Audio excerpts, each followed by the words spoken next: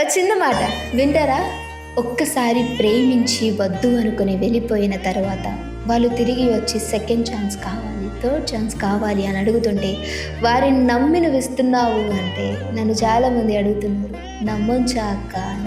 ఒకటి చెప్పనా, ఎడారిలో వెళ్తున్నప్పుడు నీటి కోసం చూస్తుంటే నీకు ఎండమాములు అక్కడ వాటర్ ఉన్నట్టే చూపిస్తుంది తప్ప దగ్గరికి వెళితే తెలుస్తుంది అది నీళ్ళు కాదు, ఇసుక ఎండమాములాగా నీళ్ళల్లా కనిపిస్తుంది అని.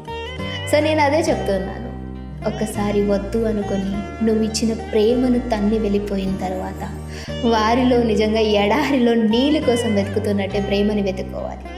వద్దు అనుకుని వెళ్ళిపోయిన తర్వాత నమ్మి మళ్ళీ దగ్గరికి తీసుకున్నావు అంటే ఎలా అయితే ఎడారిలో నీరులాగా కనిపించి నిన్ను ఎండమామ మోసం చేస్తుంది, మేబీ ఆ మనిషి కూడా మోసం చేస్తారు. అందరూ అలా ఉంటారని నేను చెప్పను, బట్ సెకండ్ ఛాన్స్ ఇస్తున్నావు అని అంటే డెఫినెట్గా వారిలో నువ్వు మోసపోతావని నేను అనుకుంటున్నాను. దాన్ని నాకు అర్థమైంది. నన్ను అడుగుతున్న మీకు ఈ క్వశ్చన్కి ఆన్సర్ దొరికిందనుకోట. నమ్మడం తప్పు కాదు, మళ్ళీ మళ్ళీ మోసపోవడం నీ తప్పు అంటున్నా.